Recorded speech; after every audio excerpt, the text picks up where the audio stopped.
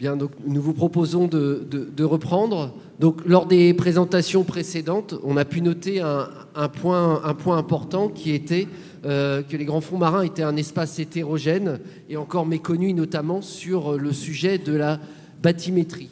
Aussi, nous vous proposons d'accueillir un acteur essentiel pour la connaissance des grands fonds marins et cet aspect aussi bathymétrie, qui est monsieur l'ingénieur en chef Laurent Louvard, donc, qui est pilote du programme Chauffe, donc capacité hydrographique et océanographique future, et qui va venir aborder les différents équipements nécessaires afin de réaliser les missions du CHOM et quels sont les enjeux pour les missions du CHOM lorsqu'il s'agit de parler des grands fonds marins.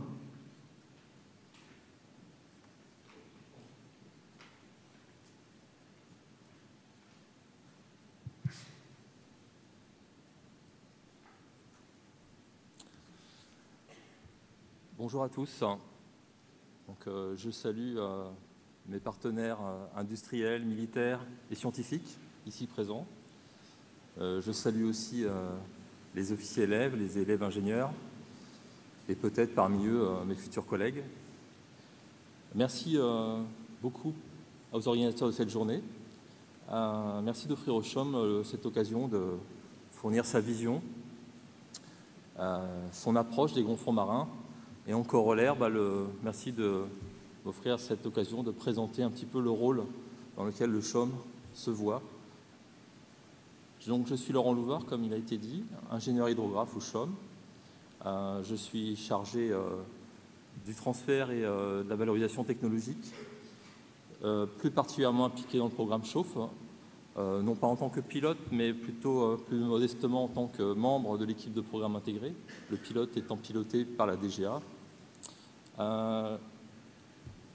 Je vais commencer ma présentation par rappeler finalement les différentes stratégies nationales qui aujourd'hui, je dirais, se mêlent, se complètent.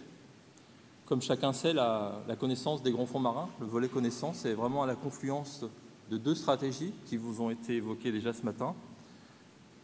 D'abord, en inscrivant dans la reconquête des grands fonds marins par la marine, le ministère des Armées a bien pris conscience de l'intérêt qu'il y avait d'avoir une connaissance la plus précise et la plus fidèle possible des grands fonds avant de passer aux fonctions de surveillance, avant de détecter des menaces et avant d'agir.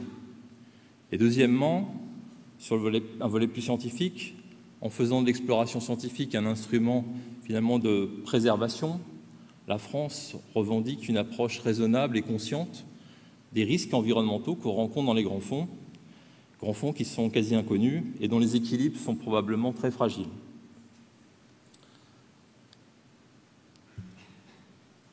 Quel rôle pour le CHOM dans les grands fonds et pourquoi et comment doit-on s'adapter?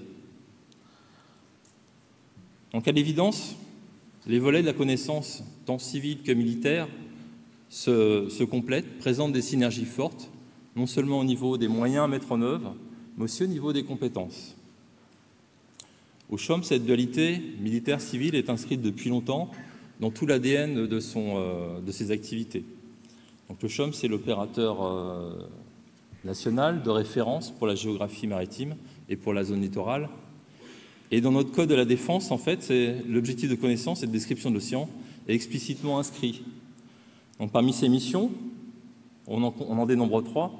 L'une d'entre elles n'a pas grand-chose à voir avec notre sujet, la sécurité des navigateurs de surface.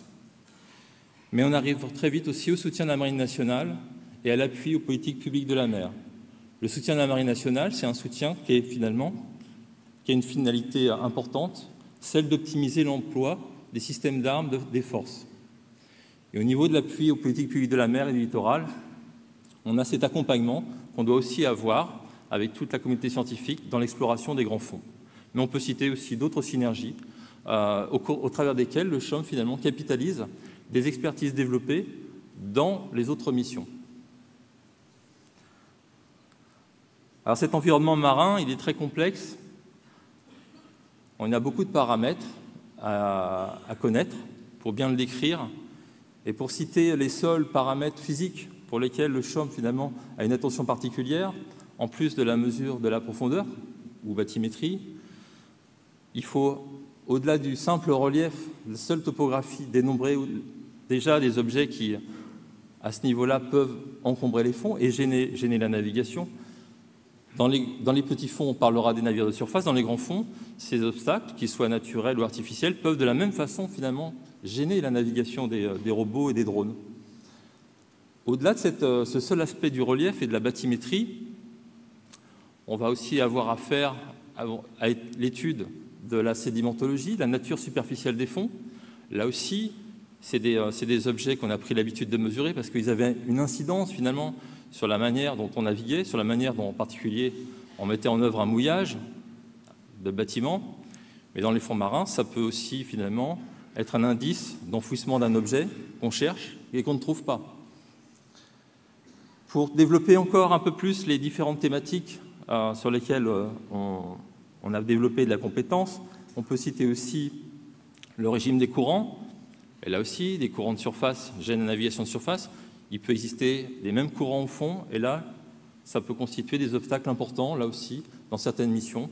On pense aux drones, et en particulier aux ROV, pour lesquels, finalement, les capacités de manœuvre sont peut-être encore plus restreintes qu'avec des drones sous-marins.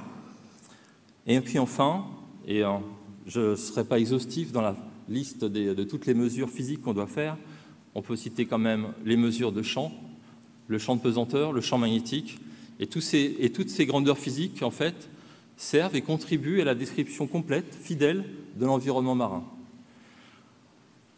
On ne peut faire l'impasse sur aucune de ces grandeurs physiques-là, surtout si, et on le verra peut-être un peu plus en détail cet après-midi, il y a une table ronde qui est, je dirais, dédiée aux jumeaux numériques de l'océan.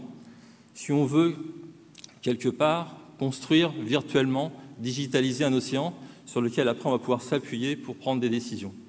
Donc, aucune de ces grandeurs physiques ne doit être, je dirais, ignorée. Et pour toutes ces grandeurs physiques, il faut développer des moyens parfois uniques, un gravimètre à atomes froids, et évidemment avoir constitué au sein d'un écosystème, j'aime bien ce terme qui a déjà été utilisé ce matin, un écosystème particulier pour finalement maîtriser la métrologie de tous ces différents moyens. Donc on trouvera aussi au CHOM des expertises parfois uniques, hélas, et surtout irremplaçables.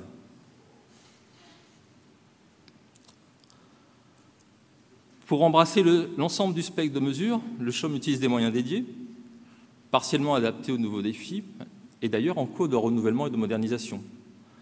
Donc on s'appuie sur des navires, on s'appuie sur les navires de la Marine nationale, on partage aussi un navire avec l'Ifremer, on s'appuie sur des systèmes de mesure, des systèmes de mesure. On peut citer les sondeurs multifaisceaux, les sondeurs acoustiques, je citais tout à l'heure le gravimètre, mais il y a tout un tas d'autres capteurs, engins scientifiques, mobiles ou plus ou moins rattachés à des bateaux et à des systèmes. Et puis ensuite, il ne faut pas oublier les hommes, j'en ai déjà parlé, des spécialistes, pour la plupart d'entre eux. Alors aujourd'hui, avec les grands fonds, le CHOM doit repousser les frontières actuelles. Mais je dirais que cette frontière, il a déjà dû devoir la repousser un peu avec chauffe. La marine, en fait, a très très largement étendu ses zones d'intérêt.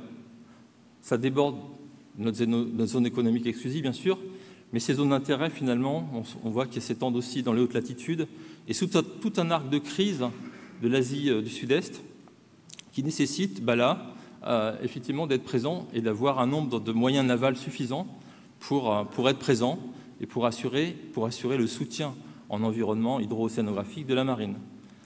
Donc, ces nouveaux objectifs, en fait, ils sont déclinés ici. Ils ne sont pas tous faciles à atteindre. Je pense en particulier à la productivité qui doit être doublée, à la réactivité qui doit être augmentée. Par réactivité, on entend finalement le délai qui va séparer l'expression d'un besoin des forces de la diffusion après de la réalisation d'un service. C'est une adaptation capacitaire qui en fait est à la fois qualitative et quantitative. Au niveau des zones d'intérêt, pour vous donner un exemple, aujourd'hui, la marine s'intéresse à peu près à 25% des océans. C'est considérable, Surtout si sur cet ensemble, il faut procéder finalement à l'ensemble des mesures physiques exhaustivement qu'on a vu précédemment. Il va falloir donc intégrer des moyens modernes.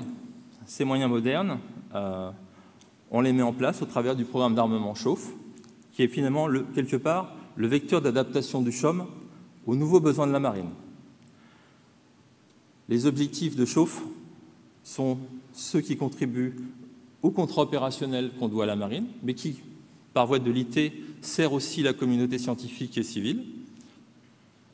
Ces objectifs, le CHOM y contribue au sein d'une équipe de programme intégrée dans laquelle il va pousser à la fois ses avis d'experts et en final, au travers de la capacité qui sera ainsi développée, au travers des nouveaux bateaux et des nouveaux moyens qui seront ainsi développés, le CHOM continuera finalement de mettre en œuvre et, avec des moyens plus adaptés que ceux d'aujourd'hui, continuera finalement de relever les défis du contrat opérationnel d'aujourd'hui et de demain.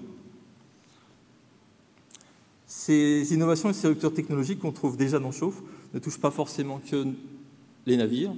Les navires sont à remplacer, certes, mais compte tenu des objectifs qu'on a assignés au programme, il va falloir utiliser d'autres moyens en rupture, pas totalement en rupture, pas au point de ne pas être, je dirais, disponible sur étagère. Le programme Chauffe a aussi cette approche pragmatique qui consiste à utiliser des moyens existants et à, quelque part, signaler à l'industrie, au moment opportun, les engins ou les exigences qu'ils ne retrouvent pas sur les étagères. Les drones, typiquement, sont incontournables par rapport à des productions qu'on veut doubler à la mer, par rapport à cette plus grande productivité. Les drones, là, compte tenu des essais et des qualifications qu'on a fait au travers du programme, ont montré qu'ils étaient particulièrement productifs. On intègre aussi de nouvelles charges utiles. Les charges utiles évoluent en résolution, en précision.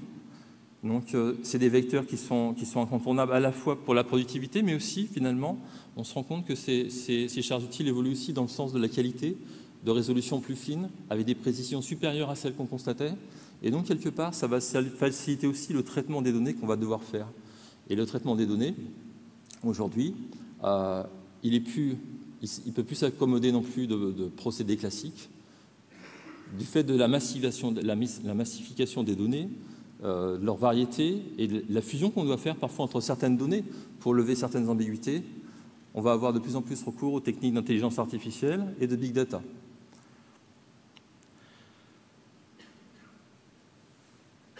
Toutes ces solutions innovantes, finalement, vont bénéficier aux grands fonds marins. Finalement, à partir du moment où on fait le pari qu'on est capable de mesurer toutes les grandeurs physiques dans l'environnement et que ces grandeurs physiques dans l'environnement sont nécessaires pour reconstituer quelque part un jumeau ou une représentation très fidèle des fonds, représentation qui sera utile à tous, qui sera utile aux missions de la marine, à ses missions de surveillance, à ses missions d'action, on peut considérer que le programme Chauffe, sur cet aspect de connaissance et d'amélioration des capteurs, a fait l'essentiel. Alors, il existe évidemment, bien sûr, d'autres challenges apportés par la maîtrise des fonds marins, mais je pense en particulier, finalement, à l'effort accru que la maîtrise des fonds marins exerce sur les aspects de surveillance et d'action, qui sont des aspects, pour le coup, qui ne sont pas complètement intégrés, sinon très partiellement, au programme Chauffe. Et donc, c'est sur ces aspects-là, aujourd'hui, qu'il faut travailler. Pour faire face à ces nouveaux défis, on a bénéficié quand même de beaucoup d'incitations. Au niveau international, il faut citer l'initiative CIBET 2030, qui date de 2017, qui a été décidée aux Nations Unies, pour justement pallier à cette déficience de mesures dans les grands fonds. Et aujourd'hui, je dirais que France 2030, son programme de relance, arrive très opportunément pour relancer cette dynamique. Et dans le cadre de France 2030, et puis je dirais avec une approche que le CHOM a toujours eue vis-à-vis d'un nouveau défi ou vis-à-vis d'un nouveau domaine de lutte, d'une nouvelle fonction de défense assurée, eh bien le CHOM rejoue son écosystème, celui que je vous ai décrit juste précédemment, avec ses experts, ses moyens rénovés. Et pour faire encore mieux face aux défis des grands fonds, finalement, France 2030, concrètement pour le CHUM aujourd'hui, c'est des projets poussés en consortium ou en sous-traitance. Et ici, je vous en ai listé quelques-uns. Alors, comme on parle des grands fonds dans cet amphithéâtre, je vais vous les décrire un petit peu plus en détail que sur la planche. Dans un premier temps, pour maîtriser des performances à grande profondeur, il faut s'attacher à avoir une métrologie parfaite. Or, cette métrologie, aujourd'hui, on avait l'habitude finalement de la contrôler dans les petits fonds, et pas forcément dans les grands fonds. Et quand on le faisait à grand fond et à haute pression, on ne respectait pas forcément totalement la configuration de l'environnement auquel ces capteurs seront confrontés. Je pense en particulier à la température très basse, qu'on rencontre aussi dans les grands fonds, et qui n'est pas forcément finalement intégrée dans les caissons hyperbares qu'on utilise aujourd'hui. Donc on voit bien que si on veut être maître, conserver la maîtrise et le contrôle de mesures dans les grands fonds, il va falloir faire un effort particulier sur cette métrologie. Et ça fait l'objet typiquement d'un appel de fonds à la Banque publique d'investissement. Deuxième exemple, mener des opérations efficientes, sans GPS parfois, là je parle des drones sous-marins, ou loin, et là je parle de drones de surface, va nécessiter des drones endurants. Donc je ne reviendrai pas là sur les efforts faits par l'industrie au niveau des batteries, mais aussi au niveau de la navigation des drones, qui aujourd'hui doivent encore s'améliorer. Il y a 1 an ou 2 ans de ça, j'aurais associé aussi à ces efforts à faire sur les drones, des efforts aussi particuliers à faire sur la façon de les mettre à l'eau et de les relever. Mais aujourd'hui, compte tenu du panorama industriel que j'observe avec vous, je pense que ces défis-là sont en passe d'être relevés et que les plus gros défis qui nous attendent aujourd'hui portent vraiment sur l'endurance et sur l'autonomie décisionnelle des drones. Enfin, on est toujours dans France 2030, on doit innover, on doit prendre des risques. Je plagie presque le président de la République quand il annonçait ce plan de relance. Et donc, un moyen disruptif intéressant que le CHUM encourage également, avec l'Ifremer, c'est le principe d'une barge offshore. C'est un concept de supply, finalement, poussé à l'extrême et qui va permettre, à certains endroits, de positionner des moyens navals de façon très économique, en libérant les bateaux de la contrainte de devoir stationner longtemps aux mêmes endroits. Donc, ce principe de barge offshore, aujourd'hui, fait aussi partie des projets déposés dans France 2030. On les appelle des barges multirôles. Elles peuvent avoir un rôle en hydrocéanographie, mais elles peuvent avoir aussi un rôle important, notamment dans la construction et les levées de dérisquage des champs de MR flottants. Donc on voit aussi qu'il y a un changement de paradigme. Tout ce qui se faisait aujourd'hui avec des moyens navals classiques, débordant des drones, rappelant des drones, on peut les faire d'autres manières. Il y a les principes tout drone, où des drones suffisamment endurants partent d'un quai, font le travail, font leurs 3000 nautiques et reviennent à quai. Et il y a aussi cette troisième voie qui consistera à positionner finalement des stations-service pour l'hydrographie, pour des travaux nécessitant d'être postés et pour lesquels on demandera à avoir des coûts de fonctionnement les plus faibles possibles.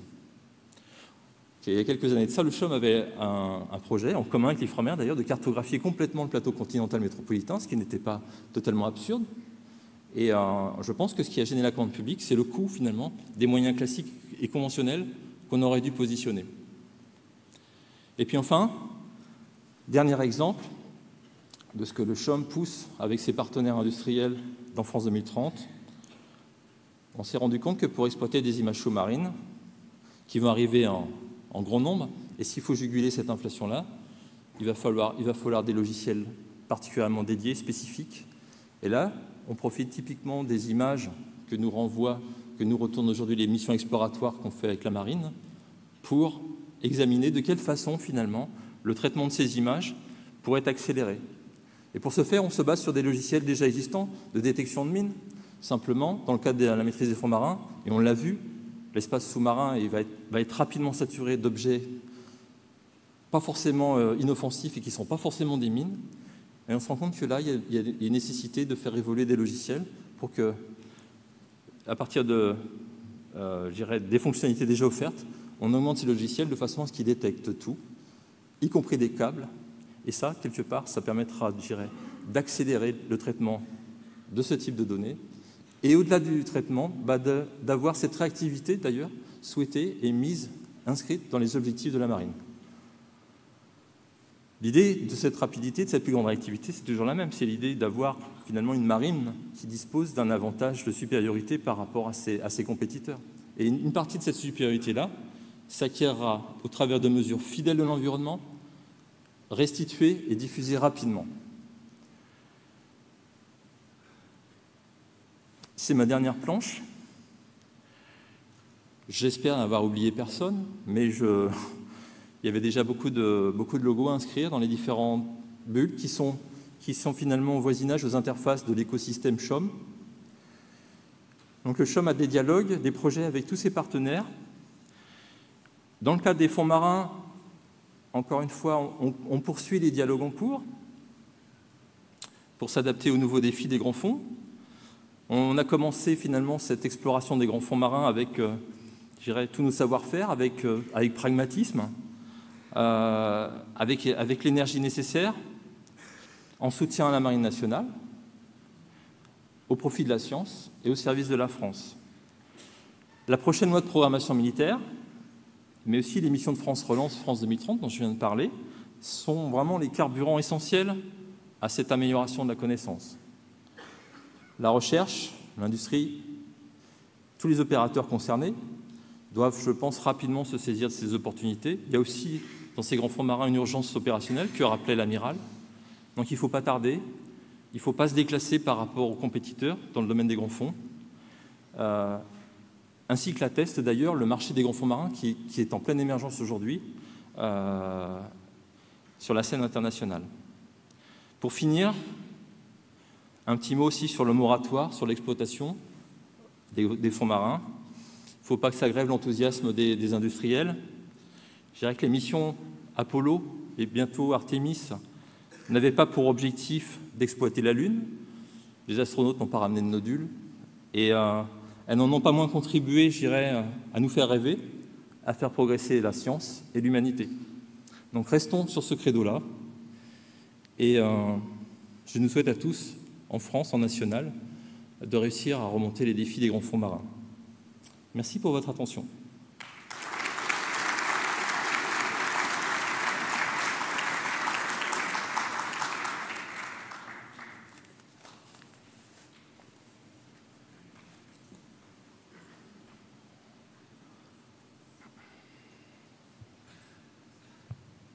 Aspirant Falcon de la promotion 2021 de l'École navale. Vous avez parlé d'IA pour traiter toutes les données que le CHOF allait récolter. Est-ce que vous avez prévu d'utiliser les infrastructures du projet Artemis IA pour traiter tout ça? Tout à fait. Donc Artemis IA, c'est un socle, c'est des recommandations et c'est des services de base recommandés par le ministère des Armées. Donc toutes les solutions aujourd'hui qui sont étudiées, je dirais, en interne CHOM ou au travers de son réseau de partenaires industriels, visent tous à la compatibilité avec cette architecture. L'intérêt de se caler sur cette architecture, c'est d'avoir à terme des données accessibles à tous, interopérables. Et l'autre intérêt aussi, c'est de ne pas redévelopper certains services de base d'intelligence artificielle qu'on trouve déjà dans Artemis. Bon, Artemis se fait un peu attendre, donc Artemis pardonnera aussi aux industriels de prendre des fois un peu d'avance sur la manière dont ils architecturent les données et sur la manière dont ils choisissent aussi leurs solutions logicielles. Respect Cormolan, aspirant pouliquien de la promotion N21.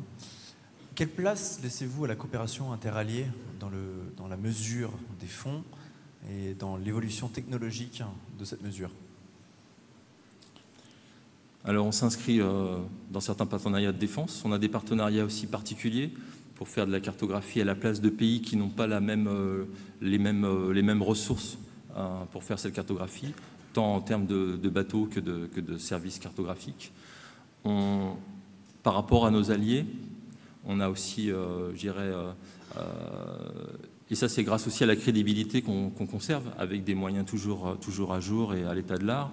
On a aussi moyen d'échanger de la donnée aux endroits où finalement le CHOM ne sera pas forcément invité.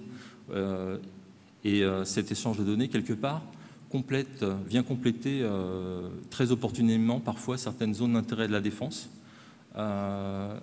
Et puis pour parachever ce tableau-là, en plus donc des agréments, je dirais, de haut niveau qu'on joue la Convention Montego Bay qu'on joue aussi d'ailleurs au titre des travaux scientifiques qu'on peut faire. Et puis, en plus donc, de ces échanges de données à bénéfice réciproque, il faut aussi citer toutes les relations qu'on peut avoir avec ces pays-là, avec leur réseau industriel, en quelque part challengeant nos choix techniques avec ceux qui peuvent avoir fait de leur côté. Et pour citer les États-Unis ou l'Australie, souvent avec un peu d'avance sur nous.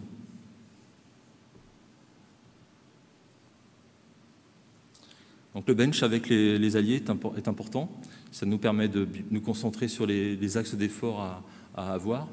Et à terme, et quand on arrive à relever des défis, ça nous permet d'être complètement crédible et de bien s'intégrer finalement dans un système de force qui, sans alliance aujourd'hui, ne peut pas réussir.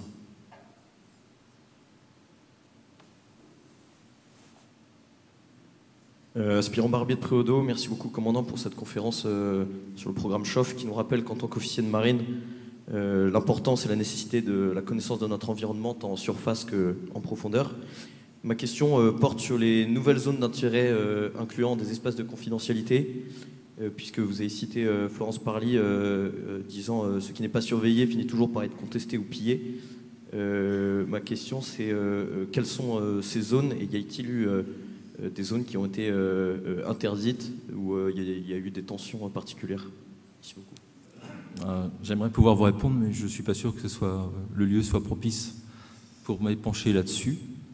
Donc sachez que voilà, la capacité hydrographique, océanographique française s'est toujours appuyée sur le droit international. C'est la façon aussi pour la France après d'imposer son respect par les autres nations. Donc l'imposer à soi, ça fait exemple et ça doit normalement faire tâche sur les autres États. Donc tout ce qui est fait, tout ce que le CHOM fait aujourd'hui en travaux est toujours sous couvert d'autorisation. Après, nous ne sommes pas naïfs. Voilà, il y a évidemment des opérations spéciales, des choses qui se font. Et je dirais ces choses-là se font totalement indépendamment du CHOM. Là où le CHOM pourra potentiellement intervenir dans ces interventions, c'est très en amont ou très en aval, lorsqu'il s'agira de former par exemple les forces ou les commandos marines sur des engins d'hydrographie légère, sur la façon dont ils devront les mettre en œuvre, sur la façon dont ils vont exploiter les résultats, sans le CHOM, dans des théâtres hostiles et au sein desquels ils ne trouveront pas forcément tous les moyens technologiques nécessaires pour finalement fabriquer les produits qui leur sont nécessaires. Donc le CHOM fait ces accompagnements-là, mais le CHOM ne participe pas sur le terrain à ce type d'opération.